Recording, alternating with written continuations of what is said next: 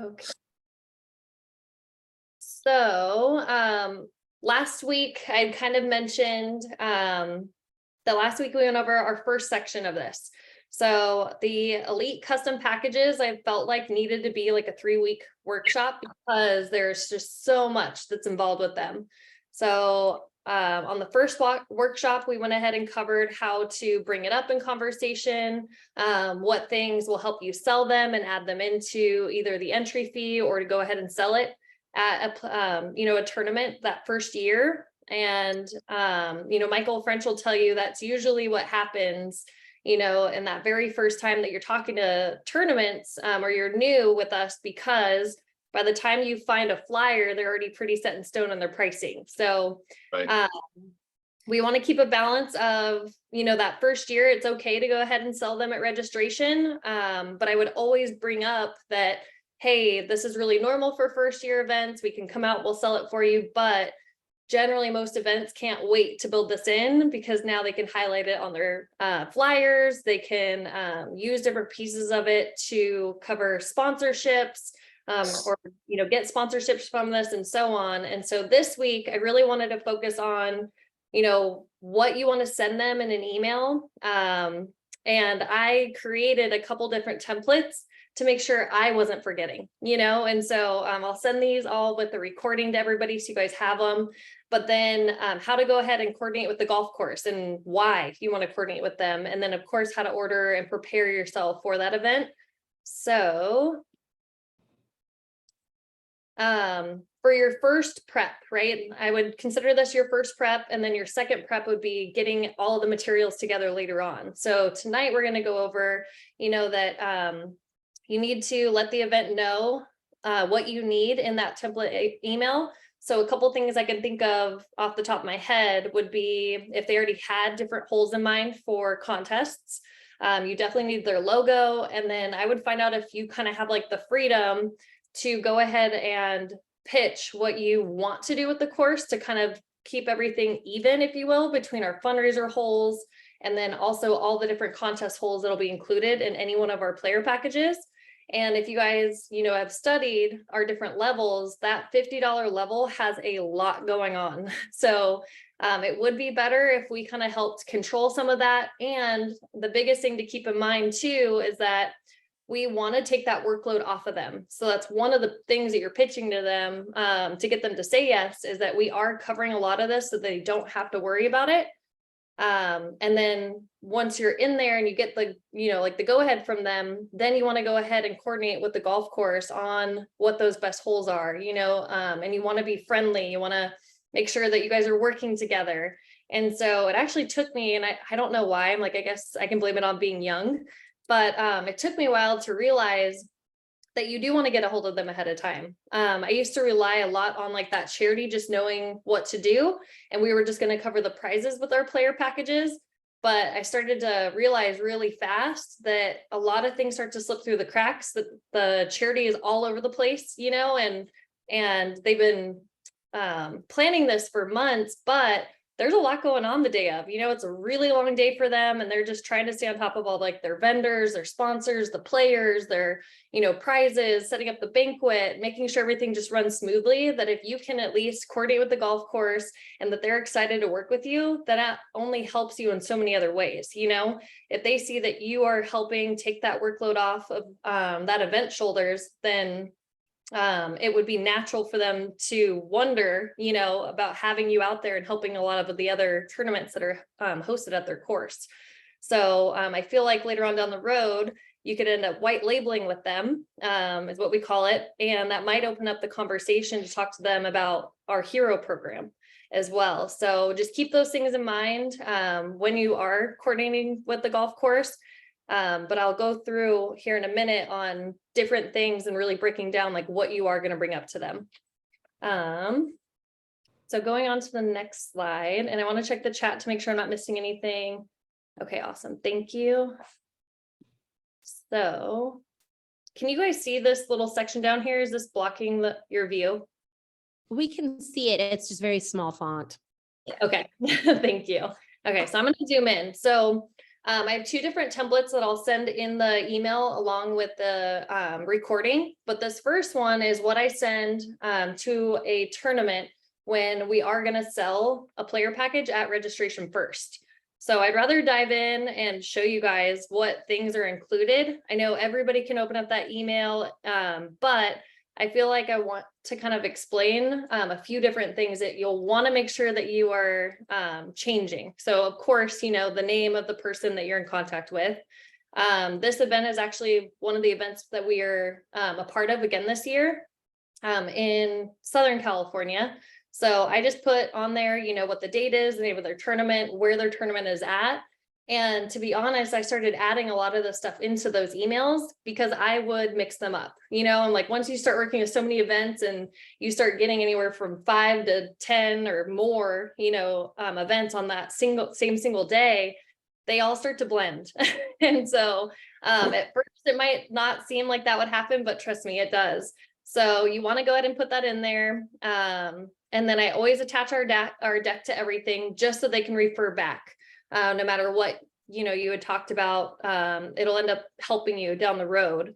And I always bring up and underline, which programs you talked about adding. So for this one, for example, we're going to do the hero hole, the crank it hole, and then we always have a long drive entertainer plus the $20 super ticket.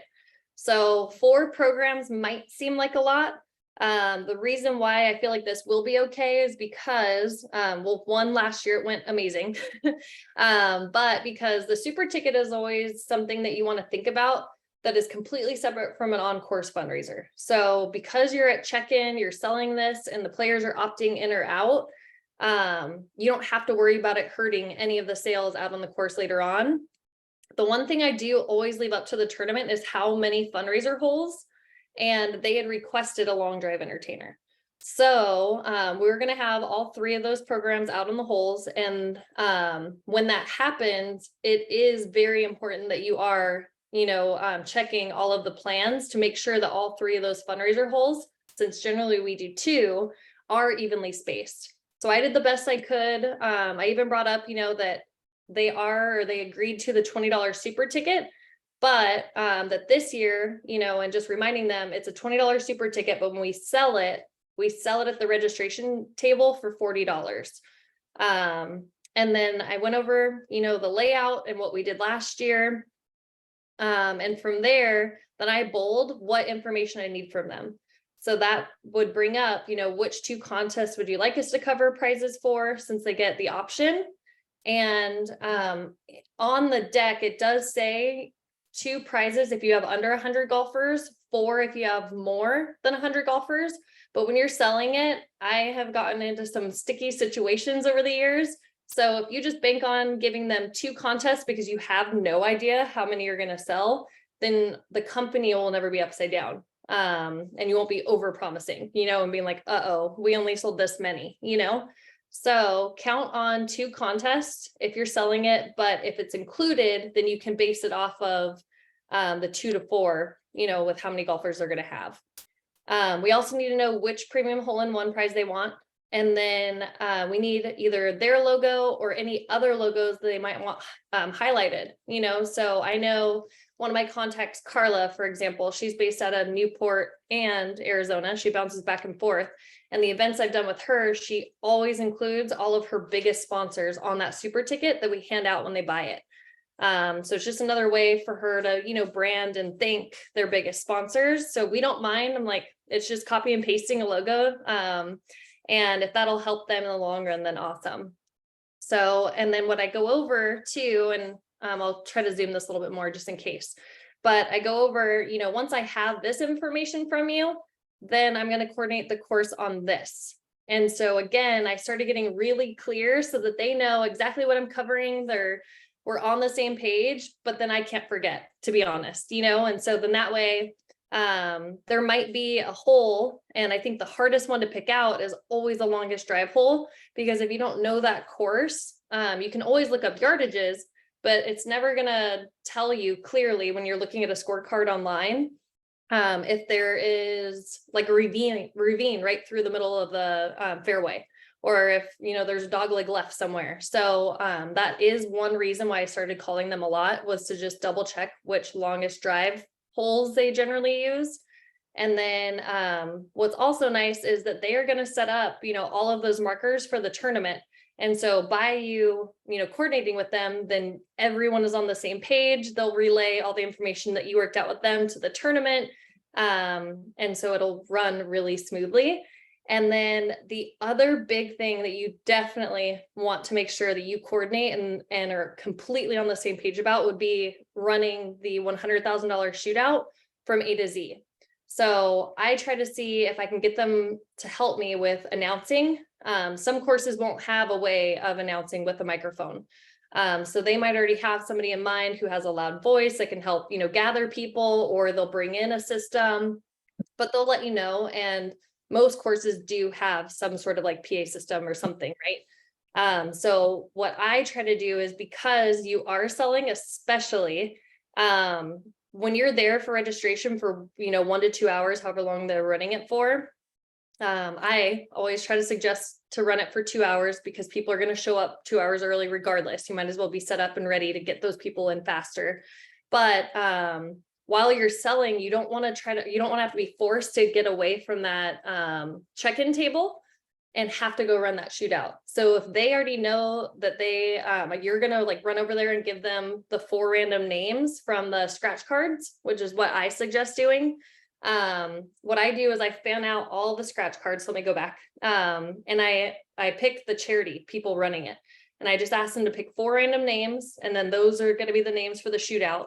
I also have had tournaments ask if they can give me 4 names, which is totally up to them. I just wouldn't want people to really know, that. So I would want it to be like kept, I guess like on close wraps.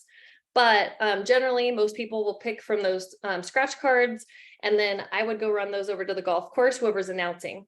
So then they can then handle getting those 4 people wherever they might be at. Half of them are going to be getting drinks or catching up with a buddy. Other people are going to be at the putting green or warming up somewhere. And so if they can at least coordinate that, since that does take some time, like rounding them all up, explaining that they need to grab their 150-yard club, a ball, and a tee if they want, then that would be amazing. And then I always bring up that we need to get those people to whatever green is closest to the clubhouse. So then everybody can come crowd around and watch. It's always super exciting running these shootouts. And so everybody wants to be over there. But if they have a 6-seater cart, or if they can just put aside a couple carts for those people in the shootout and yourself, and if there's somebody from the charity or a photographer that wants to come out, then we have enough room. So then all of us can quickly get over there. And another thing a lot of the golf courses do that I ask them is to mark that 150-yard mark perfectly. So every, hole for the most part will have a 150-yard mark, but that doesn't mean it's exactly 150 yards from the pin. And for insurance purposes, it has to be exact. So that's kind of like in their plans. They will send somebody out, when they're putting out the T signs or just helping get set up for the day. They'll, shoot it with their rangefinder and then put a mark out there so that you know exactly where to go and it can be seamless. So getting them on your, on your side and on your team for that is really helpful. I did see a couple things in the chat though. Does anybody have any questions so far?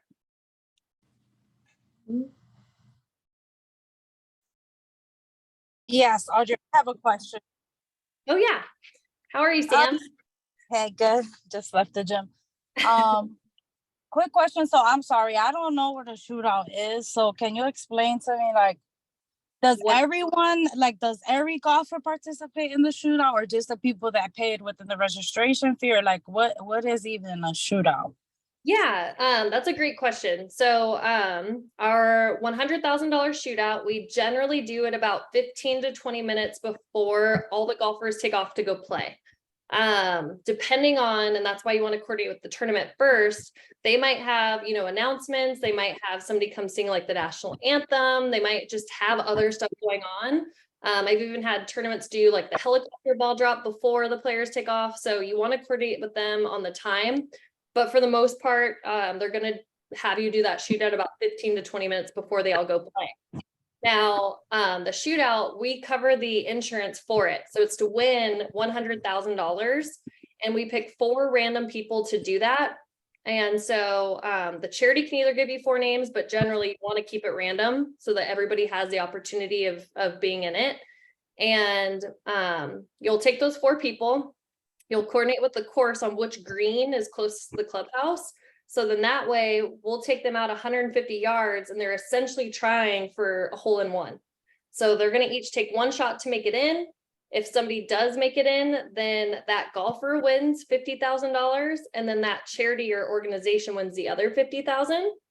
And then whoever gets closest to the pin during the shootout, and I always explain this, you know, since the odds are a little bit against them and getting it doesn't happen that often, but whoever gets closest to the pin, then they will win a prize from our super ticket. And so, Sam, I'll make sure that if you didn't get the training from last week, it'll break down exactly like what's included in our different packages. And you'll want to make sure that you check out slide 4 of our deck. Yeah, I think that, yeah. But the super tickets and what's included and whatever's in red, it's what's, yeah, I read over it. Okay, perfect. But yeah, then even if you're looking at it, you're like, so what is a shootout? So no, that's a great question. Yeah, I was like, what? Okay. Does anybody else have any questions so far? I just wanted to add to that, Audra, when you are communicating with, you know, the charity, one thing I did learn from Jay, watching him at a couple celebrity events, it was kind of cool because, you know, you can approach the charity director or let's say Mike Tice in this scenario. We were at the Mike Tice event. We do his event every year with all of the NFL players. But Jay went up and he said, hey, Mike, do you want to go ahead and pick the golfers that you think that would actually make this shot? And we'll go ahead and announce them. You know, you could have like a better advantage, yeah, to make it. Because, yeah, and we want them to make that shot, you know? So you can always coordinate with that, and that just makes the charity feel a little bit better. Like we are really trying to get them to make this shot. So that's just a tip that I've learned from Jay, from Audra. I wanted to say that. And then Audra, there was a question in the chat. Could you please describe what white labeling is to some of the newer folks? Yeah. So white labeling would be I feel like my personal biggest goal with the golf course.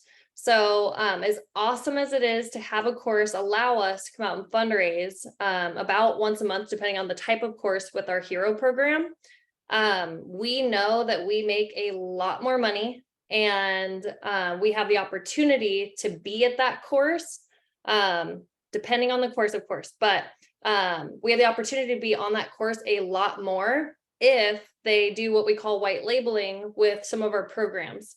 So what that would mean is, and what we started at first was taking our par 3 program with the hero hole, turning it into TSP.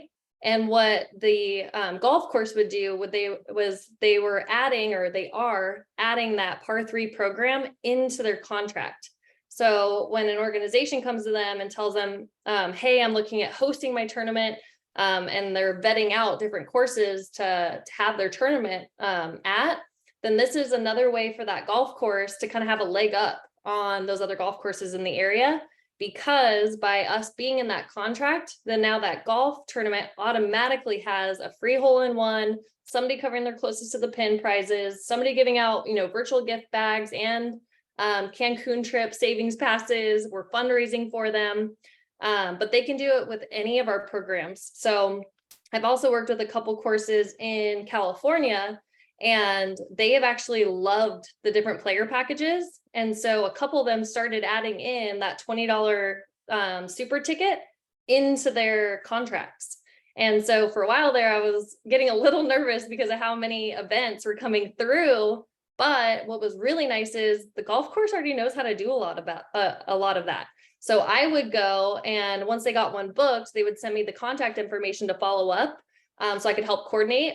But then that gave me the opportunity to pitch them on all the other programs that we offer.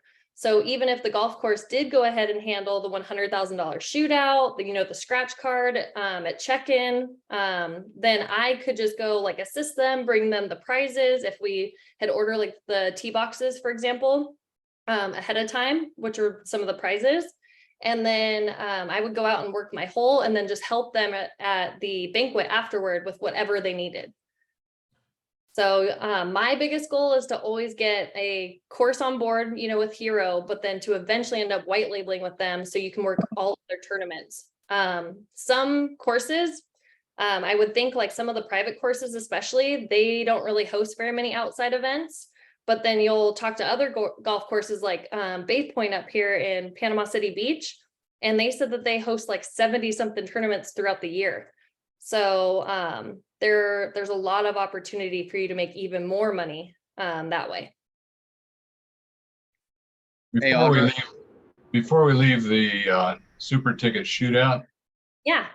what I've found is it's really necessary to tell the 4 players that are chosen to bring at least 3 different clubs for different distances, because sometimes it's uphill, sometimes it's into the wind, maybe it's downwind. So that 150 yards might end up being 170 yards or 130 yards in actual playability.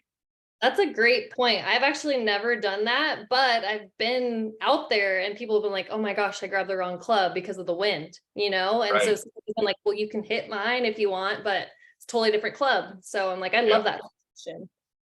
So this last tournament I just did on Friday for the GAA Cougar Pride, they chose 2 people prior, and then they randomly chose 2. Ooh, So okay. I thought that was cool because it was like, do you have 2 people in mind? And then let's randomly choose it. Cause then, everything I've been saying since 7 o'clock this morning is It's true. It's true. It's like we are randomly choosing them. And then that would be my biggest worry. So I'm glad you said that, because if they choose them, then again, you're lying to them, because at registration, sorry, but to like touch on that, like at registration, you're telling them, oh yeah, you could be one of the 4. Well, you would be lying to them if you knew that tournament was going to give you 4 names anyway. So great point. And a couple of them, I'm always joking with them as they come through. And I say, okay, if you don't warm up, your name's going to be chosen. Well, literally the 2 that were chosen did not warm up. So it was pretty funny. I go, did you guys warm up? I'm like, no. And so, and then I always, I do say, hey, bring a couple clubs, and you can bring a tee. It's okay. Like, we don't care. You can bring a tee, bring a couple clubs with you, and let's go make this shot. And they get real excited. So I love that. And then I think I heard Alec. Did you have a question also? Yes, ma'am. So when you were talking about the white labeling, getting in a contract, if one of them says, hey, I want to do this more often, and we talk to them about it a little bit, like, what does that entail for their contract? When can they change their package? Like, if they want to just join up for a thing or 1 or 2 events or programs immediately, but they want to sign on for some more after the first tournament we do because we're kicking butt. How does that go? Or do we just push them off to our manager immediately and kind of play dumb? So any of the managers are more than welcome to help. I know we have a couple different teams on this call. So if you're unsure what to do, I'm like, call your manager, they'll help you. But I'm like, generally, like, say today, we went around to courses, Carter and I with Alec, and we talked to them. We got more business cards today since a lot of courses were aerating. But say we had gotten into a meeting and they were interested in white labeling, like one of our courses in Crestview, and he totally got it right away. He was like, oh my gosh, this is genius. He was like, yes, that'll help me book more tournaments. So I'm going to add this to our contracts, like effective immediately for any new ones. And then any tournaments that had already signed contracts with him that were coming up, or, even like the next few months, then he personally reached out to them to at least send them our information, and just left it up to them, on whether or not they wanted to contact us. But I love that Michael does that out there, because he'll always CC me on those emails, and he's like, hey, like, I fully recommend them. I feel like you should see what they have to offer. They'd be a great fit. And I can't imagine he does it to like everybody, but the ones that have at least 60 players or more would be a great fit. And then what's nice about them already being a hero course, say they did have a smaller tournament that had 40 to 60 golfers, then because they're a hero course already, then you can find out if they have play like before that tournament and after, and now you've had an even better day and you're not just relying on the money, you know, to fundraise for those 40 to 60 golfers. Now you've made money all day long. And then I usually tell that tournament, like, hey, I'm going to stay out there all day long. So if you aren't in a rush to get your closest to the pin money or like your percentage from the TSP, then I could potentially give you way more if I stick around out there longer. So Michael does that with us a lot out there. Did that answer your question, Alec? Yes, ma'am. Okay, awesome. Audra, Oh yeah. Hey, I Michael. have a question. Michael here in Arizona. Real quickly, I've been doing this for a long time. Had a lot of $100 or $100,000 shootouts. What is the procedure if someone actually makes the shot? Oh my gosh. Take as many pictures as you possibly can and get as much info on that person as possible. So I'm not kidding. I'm like, get like their name, phone number, you know, mailing address, email, and then in the super ticket paperwork that we get sent to us from our insurance company,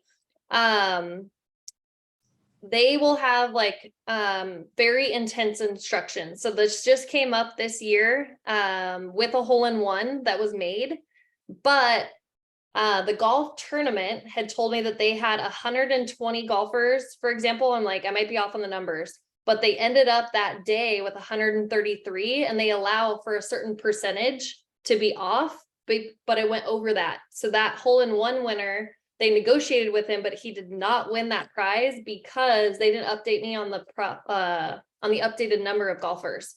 So I know that like that contract that they send to Elite and then to, I believe, whoever books it, I usually get them, will have all of that information to make sure you do it all correctly, that you get it in a timely manner. I know that was another big thing. They need to be notified within like 24 to 48 hours. But if I can get a sample copy of one of those, I just need to double check I'm allowed to send one of those out. Then I'll send that out with this recording as well. So you guys can get, you know, well versed in all of that and just know everything you need to know. Thank you. Because it's different when we do the hero hole, because I've had a hole-in-one on the hero. Yeah. So on the hero hole, I'm like, it's just such a small dollar amount. They're so much more flexible, but $100,000 and like a trip to the Masters, those are expensive prizes. So they are really strict on those. And unfortunately, we learned the hard way. I think that was earlier this year, right, Noelani? Yeah, it was just a couple months ago. And I mean, even if you, like the day of the event, if you call and let Amanda know, like, hey, they've upped it to this amount, she'll let, you know, our insurance company know. But it's always best to have like, you know, witnesses, anyone who was there, someone who is like an official from the golf course, witness it. And like Audra was saying, we have relationships with our golf courses because we call them beforehand and work this out. So, and they're aware. I go, listen, at the end of the day, what I have on this insurance is what you're going to put down, you know, like that's what we got down for insurance. So, and they're always very, very like, yeah, we understand. We know this. We deal with this kind of stuff all the time. So, they're always very awesome to work with, but yeah, that's definitely something to make sure about. So Thank you for adding that. Fully spaced witnesses. That's very important. Yeah, I always try to get out there with my phone and take a video of each player as they're taking their shot from right behind them. That way, if it does go in, you've got absolute proof that it happened. That's a great idea. And I usually do it out of habit because for so many years I was running our like social media pages. So I thought it was exciting to post a couple of them, but that's a great point that you should just do that anyway, just in case it's all on camera. Okay. So I will send this template out. And then I want to briefly go over the difference of this one. I would say that the biggest difference on here is making sure that it's very clear, one, again, which program they decided to do or which package and dollar amount.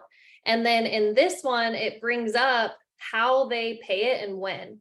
So then that way, everybody's on the same page. They know that they can pay any day before the tournament. Generally, what they'll do is they'll pay the day of, and either want to pay with a card, or they'll write a check, to Elite. And we will give them up to 2 business days after that tournament. But a lot of times they're just like us. And if they have this in writing and they're already prepared for it, they'll already have, like their company or charity card on, ready for you, or that check already filled out and ready for you also. I am telling you guys, I have been through it all when it comes to tournaments. So I've gotten there and been like, did I tell them that they need to like pay me today? And I'd be like going through all my emails and I'm like, I don't know if this was one of the tournaments that I talked to or not. And so they would start to blend. So again, I'm like, I would just copy this. I would make those small changes on like the names, the holes and different things like that. And make sure, like, because everything is in there, so you cannot forget anything. So I'll make sure both of these are in there, but because this package is built in, that's why that tournament would be paying for that. But keep in mind, to kind of go back on what we talked about last week, regardless of if it's a $20, $25 or $50 package that they're building in, it's still not technically coming out of the charity's pockets, right? Like they're not paying us for that. They built it into their entry fee. So if they were, wanting to sell their entry fee for golfers at $125 and they choose a $25 package, then we suggest bumping it up, to $150 so that it fits in there. Nothing came out of their pockets and they can just pay us the day of, in case they have, last minute people checking in and stuff like that. So you want to make sure you have that in mind, that it's not, none of our programs are ever an expense item for them. It's always an income item. And I also lay out in this, and I want to make sure you can see it. I don't know if this black bar is in your guys' way, but right here, I bring up how you can break down every little piece of our player packages and they can use it as sponsorship opportunities. So I bring up that they can set the price at any level, but now they can actually have a sponsor come in and cover, the player package itself. That could be a sponsorship. The most popular one where they can actually add, multiple logos, it doesn't have to just be one person, is that hole-in-one sign. The hole-in-one sign is the one sign people really pay attention to all day long. I bring up that I've been to, thousands of tournaments over the years, and I can't think of one company that I've seen on those signs ever. But if I was playing, I would be paying attention to and reading all of like the rules and what I get, if I get the hole-in-one and everything. And so I probably would remember which logo was on that sign over all of them.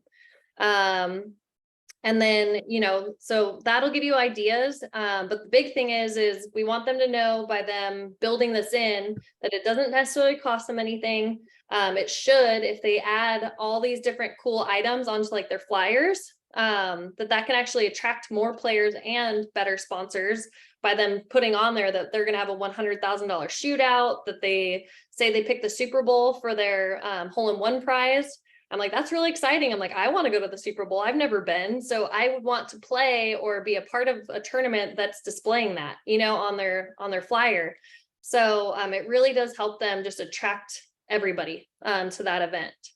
Does anybody have any questions on this one? Yes, Michael. I've got another question. I'm sorry. Yeah. Okay. Are they paying for registered golfers or golfers that show up if it's built in? So that's a great question. It's for the amount of registered golfers. And what I tell them is that I would need a better idea of what they're expecting about, gosh, I know Amanda will want me to say 2 weeks. I push the buttons, do 2 weeks, you won't get in trouble. But what I also tell them is if they get more golfers than what they're expecting, that I do need to update that number because of insurance. So I never want that to happen again, where somebody could possibly not win a hole-in-one or be eligible to win the $100,000 shootout if they make it. So I just tell them like, hey, give me a tentative number. And so that everybody understands, they have to do that with their food and beverage people. They have to do it with the golf course. Like everybody that's helping them put this on at the golf course, they need those numbers too. So it's not weird for us to ask. They have to have a general number. And then if it happens to be more, then they can always update us after.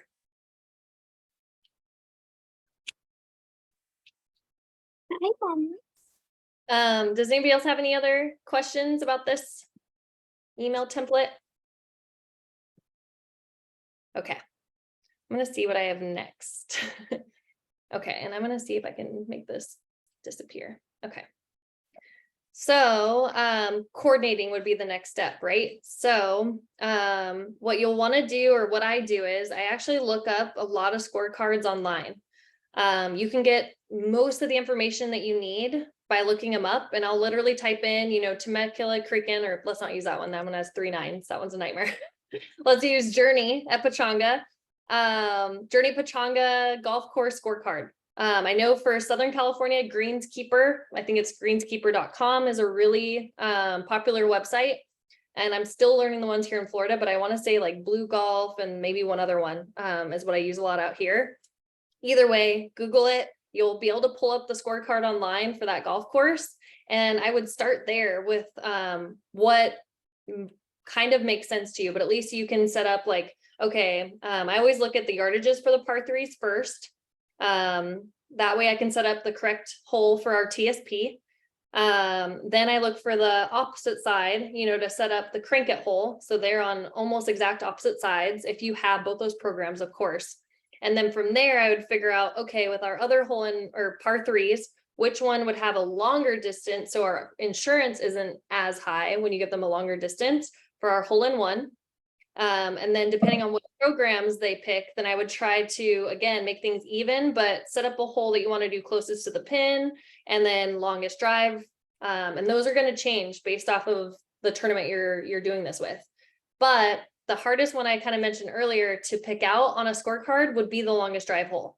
So that's where you're going to call the course to confirm what you're thinking and just double check, like, hey, are these good holes for that? Do they have blind spots? Like, what do you suggest, or what do you see a lot? And then make changes and go from there. And then again, I would make sure, which I already kind of mentioned, that you were on the exact same page with the golf course on all the contest holes, because they're going to handle those markers, right? So they'll put them out for longest drive, closest to the pin. If they're doing straightest drive or closest to the line, if they allow it, they'll put a line in the fairway for you. I've even had them set up putting contests for me. They generally don't run the putting contest, but they'll set it up so you're good to go. And then again, like fundraiser holes, and then help with the $100,000 shootout. So from there, once you have things planned with them, I would double check with the event hosts or the charity or organization to make sure that this works for their plans, because they're also trying to balance which hole sponsors are going on. Most events don't have a sponsor in every hole. They might have a T sign for every hole, but it's definitely the more elite, events that would have sponsors on every hole. I'm like, Magali, if she's still on this call, her last event was awesome out here in Florida, and she did have a sponsor on every hole with a setup. And so in that case, you'd probably be good to go.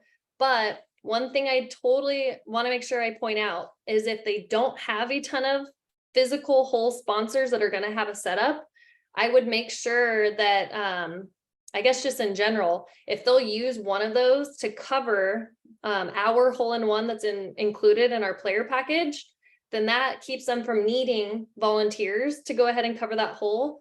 And then for that sponsor, they're going to pay more to be on that hole, because people are going to be excited. They're going to be paying attention.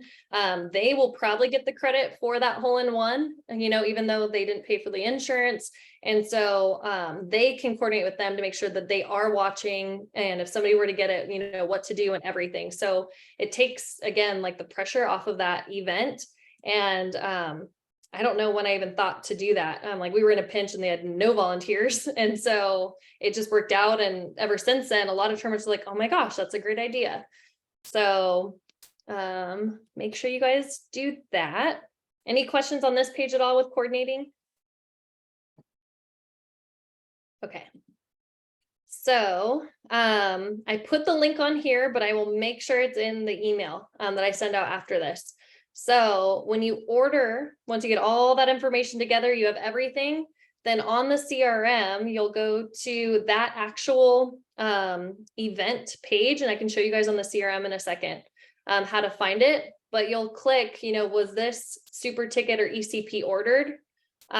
You'll click on one of those buttons. Honestly, I can't remember right now off the top of my head if it's yes. I think it's yes. And then it'll open up this jot form. So you'll go to the jot form and you'll go in and fill in all the information that you've gathered from them.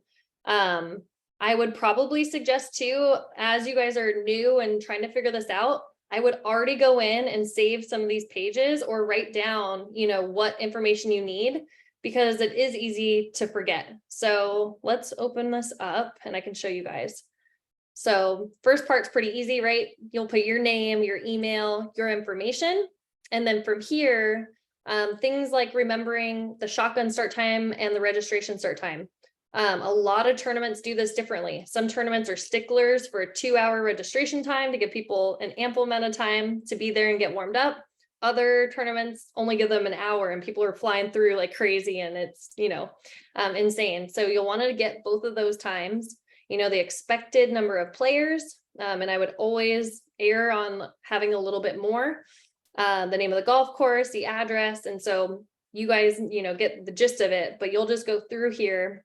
And again, you'll pick, 50-50 split with the $100,000 shootout, the whole number for the shootout. This is all information that our insurance needs whenever you're putting these on. So then again, if you click closest to the pin and longest drive, then you'll want to put, the whole number so that we know. And then that way, if you need assistance in putting together a super ticket flyer, then we already have all that information. And, whether it's Leslie or, Noelani's really good at it. I've been doing way too many of them. And so any one of us can help you throw together a super ticket flyer to then hand out and have on your table for display.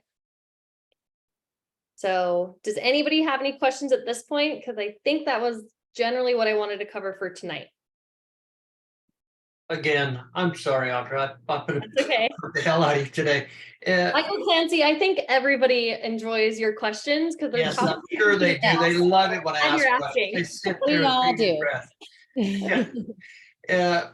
We used to ask for money ahead of time. Do we ask for an advance at all anymore? Or is that completely out? We just get our pay on the day of or a day after, something like that? So the way I worded it in my email is that they can pay for it ahead of time, but we're not sticklers about it like we used to be. Reason being that started to deter a lot of my events where if I just made it to like, hey, you can pay me the day of, then they were like, okay, but them getting all that money together and say this is like their first or second tournament and they're just not really sure how much money they're going to have on hand to just work out, then that does scare people. So of course they can definitely pay you ahead of time. If you guys get their credit card or have them send a check ahead of time, corporate can run that for you. So it's not being ran through your own Square account. You don't have to pay the fees for that. And then just keep in mind that whenever corporate does run it, then you'll be paid on that player package, that's sold anywhere from a week and a half to 2 weeks after, because corporate does all of our reconciling for events. The max would be 2 weeks after all those events happen. So yeah, I'm like, I've even had a tournament hand me cash because I got in so many so much cash that day at the tournament. So I try to just give them their options, but it gives them peace of mind and they're more willing to book with you this first year. If they can pay you the day of, once registration's done with or at the banquet, or up to 2 business days after. So no deposit whatsoever then? Yep. I'm like, we haven't done deposits in a long time. If you are, teach me the secret because I haven't required a deposit in a long time. So I would love to hear how to do that better, honestly. You twist their arm behind their back and then you say, give me the money. No. Indian burn. There you go. Does anybody else have any questions? I know that this is probably foreign to a lot of you, and especially if you've come on board in the last week, you'll want to make sure you play last week's workshop for sure. Audra, we have a group chat question from Noelani. What is the rep pay for a super ticket? So great question. On any of our player packages, every level makes 5% less than what they normally would. So if you're an ATM and you normally make 20% out on the course, with a player package, you make 15%. So same thing with a rep. Noelani, what I would say to that too is it would be very rare for a rep to book a super ticket. If they do, we need to move them up. But say they did, because they have, you know, great connections and they're trying to get up to being an ATM. They would make 10% on a player package. And then they would still make, of course, if they book the Cricket Hole or the TSP, then they'll make their normal percentage on course fundraising.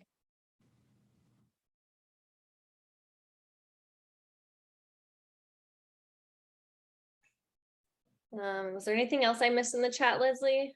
That's it for now, but you've been answering these questions so well. And I just want to give you a quick shout out because this presentation's been amazing. You have done all the work for all of this workshop, all 3 of them. So you're doing a really good job.